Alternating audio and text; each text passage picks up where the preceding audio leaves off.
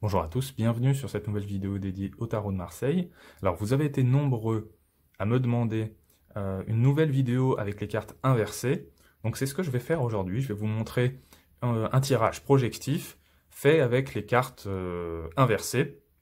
Je vais rappeler les points de base rapidement dans cette vidéo. J'ai déjà fait une vidéo sur le sujet, donc je ne vais pas redétailler tout le processus. Je vous invite à regarder aussi cette vidéo précédente sur les cartes inversées. Mais voilà, mettons quelques points au clair. Alors déjà, le tirage que vous avez sous les yeux est issu d'une consultation que j'ai réalisée par mail. Pour ceux qui me connaissent et qui connaissent un peu le site Au Cœur du Tarot, vous savez que je travaille en face à face à mon cabinet, en visio, par téléphone à distance, mais aussi par chat et aussi par mail.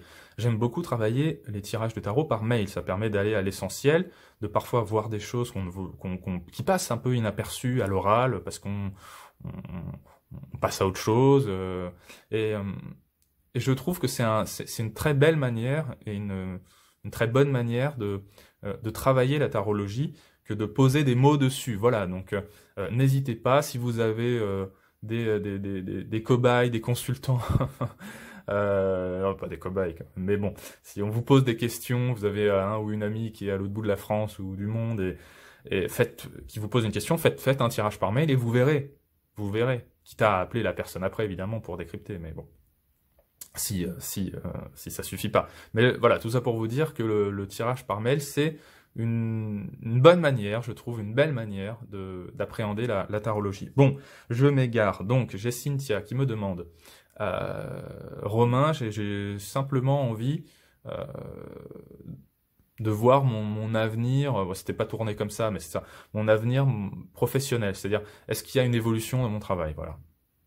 Est-ce qu'il y a déjà une évolution? Si oui, comment est-ce que je peux appréhender la suite? Voilà, voir une tendance sur le plan professionnel sur les temps à venir. Alors, ça me permet du coup de répondre un peu à ceux qui ont du mal avec les questions trop vastes. Et j'en vois souvent en formation, et c'est normal quand on vient vous voir, vous débutez dans le tarot, et même parfois je vois des personnes qui ont une certaine expérience du tarot et qui ont vraiment beaucoup de mal avec les questions du style voilà, mon avenir professionnel, sentimental, enfin les questions très très vastes comme ça. Il faut pas avoir peur de ces questions-là. Moi, tout ce que je vais vous dire là, à partir de ce point précis, c'est ma pratique professionnelle du tarot. Donc ça représente ce que moi je fais. Peut-être que mon voisin ou ma voisine ne fera pas pareil, mais voilà. Donc moi je vais vous dire ce que je fais moi. Et la première chose, c'est que je travaille, quand j'ai des questions très vastes, en entonnoir. C'est-à-dire que je vais faire un premier tirage, qui sera un tirage de tendance, un tirage chronologique, un tirage projectif. Et ensuite, je vais répondre dans les grandes lignes à la question qui m'est posée. Ensuite, je vais dire à mon consultant ou à ma consultante, est-ce que vous voulez préciser un point? Est-ce que vous voulez qu'on affine telle ou telle partie? Et là, je vais soit réaliser de nouveaux tirages pour répondre aux sous-questions qui sont posées, soit préciser le tirage existant en rajoutant des cartes, des figures, des mineurs. Voilà, les arcanes mineurs servent beaucoup à ça aussi.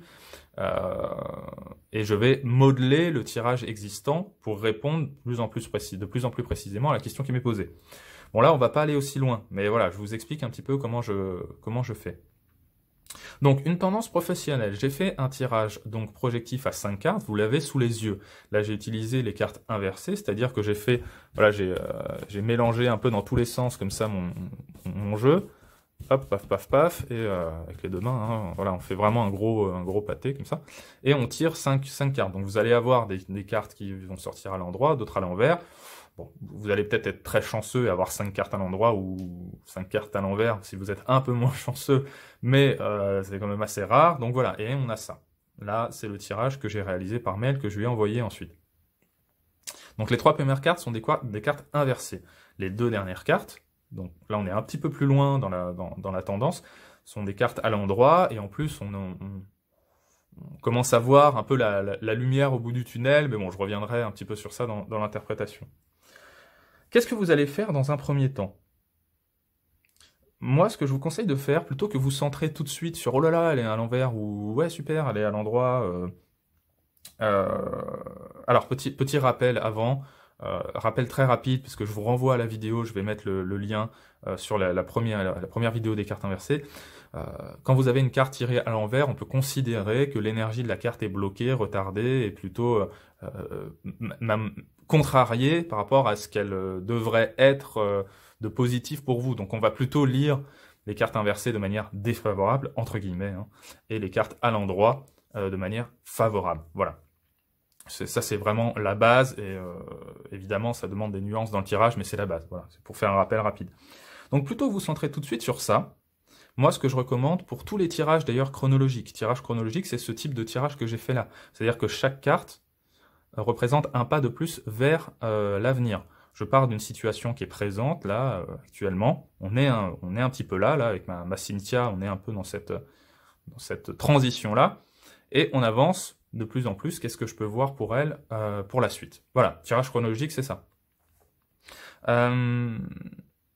Et moi, ce que je veux voir, et ce que je vous recommande de faire, c'est de noter le point de bascule. Alors là, carte à l'endroit, carte à l'envers, tout ce que vous voulez. Vous avez toujours un point de bascule dans vos tirages, particulièrement chronologiques, vos tirages de tendance, vos tirages projectifs. Vous avez souvent un point où vous voyez que le tirage change de facette. C'est-à-dire vous passez soit d'une situation qui est délétère à une situation qui devient favorable. C'est pas magique, hein, ça demande parfois du temps, mais il y a souvent un élément qui, s'il est modifié, s'il est transformé, s'il est changé, s'il est tout ce que vous voulez, en fait entraîne avec lui tout le tirage. Ce sera plus clair quand je vais faire l'interprétation, mais essayez de chercher toujours ce point de rupture, ce point de bascule là. Là, en l'occurrence, ça va être mon impératrice qui est là. C'est pour ça que je l'ai mis un petit peu en dessous, je l'ai mis un peu à l'écart. Le point de rupture est l'impératrice. Donc, on va passer à l'interprétation. Alors, comme toujours, c'est une interprétation simple. Je veux pas partir dans tous mes trucs parce que je veux vraiment aller à l'essentiel et je n'ai pas envie que la vidéo dure 30 minutes, même si je sais que certains aiment les longues vidéos. Donc, je vous en remercie, hein. Mais voilà, je préfère quand même faire des formats concis. Et donc, voilà. On va aller à l'essentiel. Donc, déjà, la tendance sur le plan professionnel. Donc, là, on est plutôt sur du court terme et on avance plutôt vers le moyen terme. Je précise que avant de faire le tirage, j'ai déterminé un petit peu un laps de temps que je voulais voir. En l'occurrence, c'est à peu près une année. Ça peut être plus, évidemment, hein. Je renvoie à la vidéo sur la temporalité où je parle de ça. Ça peut être plus d'un an. Mais globalement, je veux quand même voir une situation sur du court terme, maximum sur du moyen terme. Je veux pas voir à 5 ans ce qui va se passer. Ça m'intéresse pas et ça n'intéresse pas ma consultante non plus. Donc voilà, je centre un petit peu ça. Vous n'allez pas toujours choisir ce que les cartes vont vous dire. Là, faut pas chercher dans l'hyper-contrôle. Des fois, vous allez voir des choses qui sont plus loin dans ce que vous avez estimé comme temps, des choses que vous n'avez pas forcément demandé à voir aussi. Donc voilà, il faut pas chercher. On est dans un art qui est avant tout divinatoire, hein. Ça s'appelle aussi comme ça, hein. Donc on peut pas tout choisir, tout. Voilà, on peut pas jouer les empereurs, quoi. Il y a tout un monde qui nous dépasse. Donc on y va. La tendance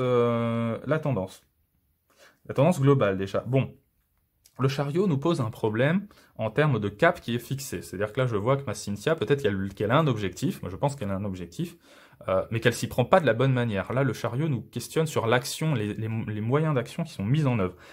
Soit ils sont mauvais, soit ils sont pas dans le bon timing, soit elle est pas vraiment dans le bon... je sais pas comment dire ça, dans le bon flow, dans le bon... dans le bon timing, on va dire ça comme ça. Je sais pas, donc c'est pas que l'opportunité d'évoluer n'existe pas, mais c'est qu'elle est mal saisie, mal appréhendée, et on voit que le chariot manque d'un cap clair, quoi. Concrètement, là on est un petit peu ça sur le point de départ. Je vois par la suite, et là je vais mettre un petit peu ensemble la force et l'impératrice, qui a un empêchement qui est aussi extérieur à sa propre volonté, et qui là va être symbolisé par une personne. Donc en l'occurrence l'impératrice. Ça m'est confirmé après coup par Cynthia, hein. J'envoie le mail, puis j'ai une réponse en me disant il y a ce problème-là avec telle personne, et c'est ce qu'on voit dans les cartes, c'est-à-dire qu'il y a une supérieure hiérarchique, ou en tout cas quelqu'un qui a une certaine autorité, qu'on voit dans l'impératrice, avec qui ça passe pas, quoi. Il y a des conflits, il y a des tensions. Moi, je vois que Cynthia a peur de s'exprimer par rapport à cette personne-là. Pourquoi? Parce qu'elle a peur peut-être d'une certaine forme d'autorité ou d'autoritarisme, et donc elle se retient, elle ne dit pas vraiment les choses. alors qu'elle devrait. Ça pourrait lui apporter une suite plus favorable, mais ça, on y reviendra. Mais globalement, le point de blocage, je parlais de point de bascule tout à l'heure, donc là, le point de blocage, le point de bascule de mon tirage, c'est la même personne, c'est cette femme qui abuse de son autorité, qui est dans une crise un petit peu, à toujours vouloir montrer que c'est elle qui dirige et pas les autres. Et on est un petit peu là, et ça bloque beaucoup, et ça risque encore de bloquer encore sur les semaines, voire les mois qui viennent, Cynthia dans son évolution. C'est que par la suite, en fait, que je vois que les choses évoluent un petit peu plus. Donc là, on dépasse là l'année 2020. Là, on commence à rentrer dans le premier trimestre de l'année 2021. Comme je vous l'ai dit, c'est une tendance à peu près sur une année, ça peut être un peu plus aussi. Et on voit que là, il y a un changement. Notre impératrice qui vient nous embêter, nous bloquer, je ne sais pas si c'est elle qui se transforme en pape, mais en tout cas, la tendance se transforme en pape et tempérance. Donc, il y a une éclaircie. Et là, il y a deux moyens d'interpréter cette tendance-là. Déjà, le pape va représenter une élévation, une transition sur le plan professionnel. Alors, je m'empresse évidemment de le dire à Cynthia, parce que je vois qu'effectivement, on n'abandonne pas l'activité, on n'est pas sur un échec sur le plan professionnel, on est même plutôt sur une tendance à l'élévation, avec des nouvelles responsabilités, peut-être même des nouvelles perspectives. Et ça, c'est symbolisé par le pape. Le pape et tempérance sont à lire là ensemble, parce que tempérance nous dit aussi que voilà, c'est un changement qui est progressif, qui s'inscrit sur la durée. Donc moi, je vois pas, par exemple, Cynthia claquer la porte de sa boîte et partir faire autre chose. Je pense qu'elle a encore beaucoup de choses à jouer là où elle est, mais que le point de bascule et de blocage est vraiment cette personne-là. Donc un changement qui s'inscrit sur la durée, qui permet aussi à Cynthia de retrouver un équilibre de vie entre son humeur, sa personnalité et son activité. Donc ça, c'est très important, on a cette notion-là dans Tempérance. Et il y a quand même une question qui demeure, et c'est pour ça que je vous disais tout à l'heure qu'un tirage comme ça doit être affiné avec d'autres tirages. Qu'est-ce qui se passe avec l'impératrice? Ça nécessite d'autres tirages, parce que là, ou de préciser un petit peu celui-là, d'aller approfondir celui-là, mais moi je ferai un autre tirage. Parce que là, l'impératrice, elle va être là encore sur toute la période de l'automne, on voit qu'il y a des risques de tension forts, et il y a toujours les mêmes blocages, ce sentiment d'enfermement, de ne pas pouvoir s'exprimer pour Cynthia, qui perdure encore, et ensuite, ça va mieux. Donc c'est pas magique ça. Moi, je pense qu'elle est amenée à d'autres responsabilités ailleurs et que du coup, elle va quitter un peu le giron de Cynthia. Je pense qu'on est sur ça. Mais pour en être certain, il faudrait que je fasse un autre tirage sur cette personne précisément ou que j'aille affiner vraiment celui-là pour voir un petit peu ce qu'elle devient. Mais on voit le côté très carriériste de l'impératrice. Je pense qu'elle a d'autres visions ailleurs. Elle est quand même pas mal motivée par le statut et l'argent. Donc on peut lui proposer autre chose à un autre endroit, dans une autre boîte ou à un autre niveau, qui fait qu'elle n'est plus en contact avec Cynthia. Donc c'est quand même très intéressant. Là on voit le point de bascule entre une évolution, plutôt une stagnation quoi, professionnelle, et une évolution, une élévation sur le plan de l'activité professionnelle. Dernier point, alors regardez évidemment ce que vous voyez dans les cartes, regardez aussi ce que vous ne voyez pas. En l'occurrence, Cynthia peut me demander, enfin elle me le demande d'ailleurs, est-ce qu'il y a une reconversion, est-ce que je vais faire totalement autre chose? Moi je vois pas ça. Je vois pas ça. Si j'avais eu, je sais pas, hein, je dis quelque chose au pif, mais Arcantress Battler, ce combo-là, j'aurais eu Arcantress Battler, là j'aurais pu dire effectivement, là on voit que tu te sépares complètement de quelque chose, que tu balayes quelque chose, ton activité existante par exemple, pour aller monter ta boîte, ou que sais-je, hein, c'est un exemple ce que je dis, mais moi je vois pas cette transition aussi radicale. Je vois qu'elle est amenée à de nouvelles responsabilités, mais on reste dans un cadre quand même assez commun et assez connu. Il y a un changement en termes de personnes, par contre, ça c'est clair.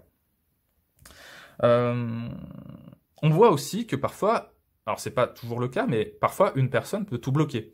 On voit un petit peu ça avec cette impératrice. L'impératrice, point de blocage et point de bascule de mon tirage. Elle entraîne avec elle ce qu'il y a avant, quoi. Elle entraîne avec elle les tensions, elle entraîne avec elle aussi peut-être, hein. Alors évidemment, il y a une forme de responsabilité de Cynthia aussi, il faut pas non plus tout mettre sur le dos de cette pauvre supérieure enfin, bon. Mais elle peut entraîner aussi ce manque de visibilité qu'on voit dans le chariot. C'est difficile de se projeter dans l'avenir quand on a une bosse tyrannique, c'est assez logique, quoi. Donc voilà. Donc parfois, une personne ou un événement, un élément peut tout bloquer, et quand on déplace cet élément, qu'on le modifie, qu'on le transforme, et la suite en est transformée également. Donc voilà, je vais m'arrêter là. Je regarde un petit peu si j'ai pas oublié des choses à vous dire là. Oui, quand même deux choses. Alors, je préciserai un petit peu ça. Je ferai une vidéo en fait basée sur l'intuition. Qu'est-ce que c'est, comment ça se manifeste, qu'est-ce qu'on peut attendre d'une intuition, d'un ressenti dans un tirage. À quoi ça sert quoi concrètement. Tout ce que vous voyez, tout ce qui est interprétation, ne peut pas être. Je peux pas vous faire un plan à 100% et vous dire voilà ça va être ça. Et si vous interprétez comme ça, vous aurez juste. Non, il y a une part de ressenti et d'intuition. Moi, quand j'ai fait mon tirage, c'est ça que j'ai ressenti. Comment dire, l'impératrice en tant que personne, c'est mon ressenti personnel. C'est un truc ça me vient comme ça, quoi. Tu vois, c'est ma petite voix, c'est mon sixième sens. On appelle ça comme on veut. Dans un tirage similaire, l'impératrice peut vouloir dire autre chose aussi. Mais là, je l'ai personnifié, j'y ai vu cette responsable-là, cette supérieure-là, parce que je l'ai ressenti comme ça. C'est très dur à expliquer, en fait. C'est pour ça que là, je cafouille un peu, mais parce que c'est très très dur à expliquer un ressenti, une intuition. Donc, n'essayez pas et n'attendez pas du tarot ou de mes vidéos ou d'autres vidéos de vous mettre un airbag 100% sécurisé ou si vous faites comme ça, vous allez avoir 100% juste. Ça ne marche jamais comme ça. Sinon ça sert à rien. C'est plus une discipline intuitive. C'est plus. Sinon, le fait d'avoir des ressentis, des intuitions, d'être intuitif n'a plus d'utilité. On est quand même dans un art qui est dit divinatoire hein, pour le coup. En plus, ce type de tirage-là, les tirages chronologiques, projectifs, sont plutôt des tirages d'ordre divinatoire que thérapeutique. Donc voilà. Donc voilà, n'attendez pas la baguette magique, la formule parfaite, ça n'existe pas. Il y a votre personnalité et votre intuition aussi qui peut faire clairement changer la donne. Donc ça, c'était un premier point. D'autre part, sur le plan numérologique, j'ai pas trouvé là très pertinent d'en parler, même si on voit que mes deux cartes là qui apparaissent à l'endroit coïncident avec une reprise ascensionnelle de la numérologie, donc on passe du 5 au 14, donc là on est sur une évolution numérique plutôt, numérique, mais voilà, j'en ai pas tiré moi des conclusions particulièrement hâtives. Mon point de bascule, mon point de blocage, il est effectivement dans l'impératrice qui est le 3, donc là le 11 retombe dans le 3. On peut aussi faire un lien comme ça, le 3 vient casser un peu la dynamique du 11. Du 11, on retombe dans le 3, et là j'ai un problème avec l'impératrice, comme je vous l'ai expliqué. Mais voilà, je vous le dis juste à titre informatif, regardez toujours quand même la numérologie, regardez vos évolutions, vos croissances et décroissances numériques, mais n'en tirez pas des conclusions trop hâtives, n'en faites pas l'alpha et l'oméga de votre tirage. Servez-vous-en un peu comme d'un fil un peu conducteur. Mais là, dans ce cas précis, j'y vois pas une pertinence dingue, quoi. Voilà. C'est aussi simple que ça. Bon, j'ai fait le tour. Comme toujours, j'espère que ça vous a plu. J'espère que vous allez reprendre ça un petit peu aussi à votre compte, que vous allez tester les cartes inversées, si ce n'est pas déjà fait. Et voilà. Et vous testez, vous me direz, vous faites vos tirages, vous regardez un petit peu ce qu'il en ressort, vous interprétez, et vous verrez que c'est très parlant. Bon, les cartes inversées, moi, je m'en sers une fois sur 10. Hein. Honnêtement, je travaille j'ai plutôt l'habitude de travailler aux cartes tout à l'endroit. Mais voilà, dans certains moments, je me dis, bah tiens, là j'ai bien envie de voir une tendance avec les cartes inversées pour voir un petit peu ce qu'il en ressort. Et c'est même toujours très parlant. Et si vous êtes pas toujours très sûr de vous en termes d'interprétation, peut-être que les cartes inversées peuvent vous aider. C'est pas mon cas. Hein. Moi, dans tous les cas, les cartes m'auraient dit le même message et ce sera pareil pour vous si vous avez une certaine maîtrise des cartes. Le tarot vous dira toujours le message qu'il a à vous dire, carte inversée ou pas carte inversée, vous voyez. Mais j'ai vu souvent des gens que ça peut rassurer parfois d'utiliser des cartes inversées parce que c'est un peu plus orienté et ça leur permet de trouver un peu plus leur marque. Voilà, c'est aussi simple que ça. Mais faites le test. Faites le test en situation de consultation pour vos proches ou votre entourage, pour vous-même, si vous arrivez à avoir le détachement pour tirer pour vous-même, faites-le. Et voilà, vous m'en direz des nouvelles. Voilà, je parle beaucoup et j'en suis désolé. N'oubliez pas de vous abonner à la chaîne. D'ailleurs, je tiens à dire un grand merci, puisqu'on a dépassé les 1000 abonnés à la chaîne. Donc c'est super, c'est une très très bonne nouvelle. Donc merci à tous. Il faut continuer maintenant, 2000, 3000, 10 000, 15 000, 100 000, voilà. Donc je compte sur vous. Et je vous dis à très bientôt autour du tarot.